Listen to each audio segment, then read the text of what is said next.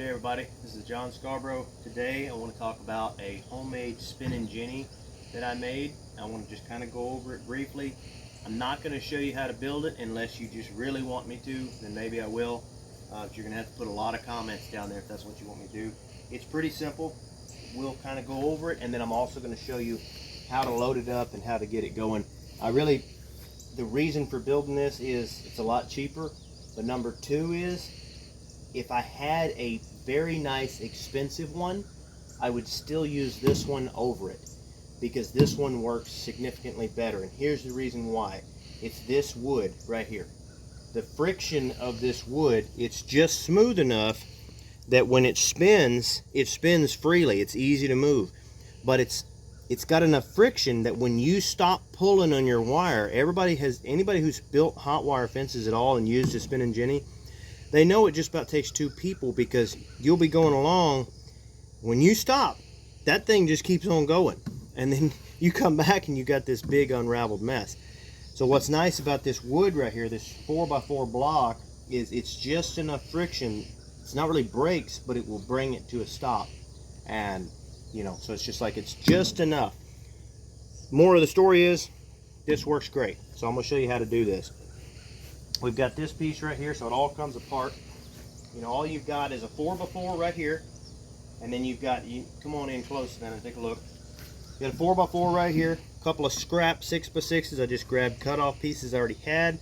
Don't get too granular about it. The only thing is you want them lower than your 4x4. Don't bring them up, because then you'll have too much friction. You want just that 4x4 for your friction, okay? Now you want, these are 6x6s, nothing too big about that. Same thing here, we've got 6x6s, we've got another 6x6 right here, kind of bracing everything together. If you take a look at the back of that, you see how I did that. You could X that out and do like this, but this is a lot simpler, it works better. You see where the 4x4 goes. So all of this works pretty good to just do it like this. We are starting to get wet here, the rain's coming in, so Savannah might have to stand back underneath the shed here while I work in the rain or something, but we're just gonna go ahead and show you. This hole right here is a 3/4 hole, 3/4 of an inch hole. I'm using 3/4 inch sucker rod. You can use anything you want. You can use a 1/2 inch hole, whatever you want. Just get you a strong steel rod. You could probably go as small as 3/8 of an inch, but that's really probably too small. Personally, I wouldn't go any smaller than 1/2 inch, but I like that 3/4. So you want to set that up on top. Get your hole pretty close to lined up. It's not going to be exact. You're going to have to pick this. You're going to have to pick this heavy thing up right here. You could probably stand back if you need to, Savannah, out of the rain. It's just up to you.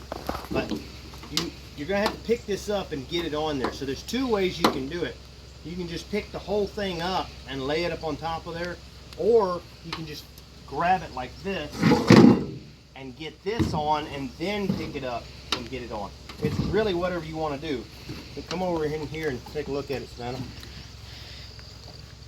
All you do is just slip it right on, nothing complicated. There might be a wire or two that you have to adjust. Just get it turned over. And that's just a couple wires here and there that aren't quite there, but it ain't that hard to get. Line back up, and then you get it in there just like that. One way or the other, you're still going to have to pick the weight up and get it on there. So make sure that it's in a place that you, however strong you are able to move it around, because it's not light. You've got 4,000 foot of wire here. Get your hole lined up. Now, you've got one board with a hole in it that you use that as a brace board. I don't remember which one I put it on. It probably didn't matter that much.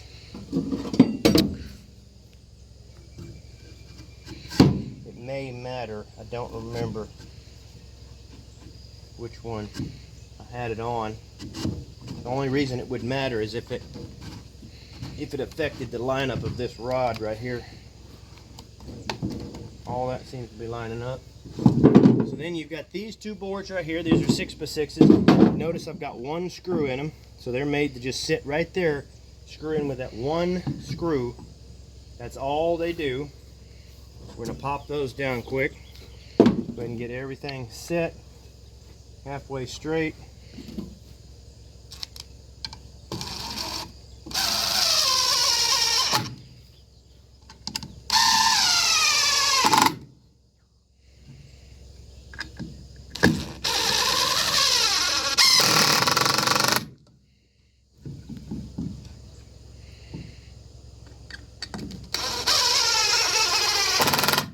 long as you're careful and don't strip your screws out or strip the wood out, and you do it carefully every time, this wood will last you quite a while.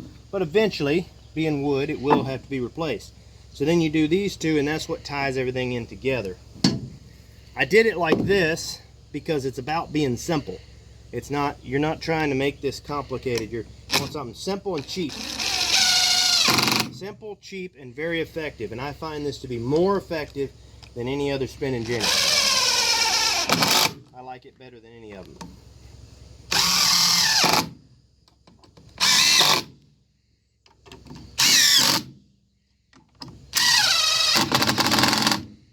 And just like that, we're all done. We're put together, and that's ready to go. So you can see here, when you take off spinning like that, and it comes to a stop. So it's easy enough that you can pull it, but it don't sit there and just unravel. Works very good. Like and subscribe for more, guys.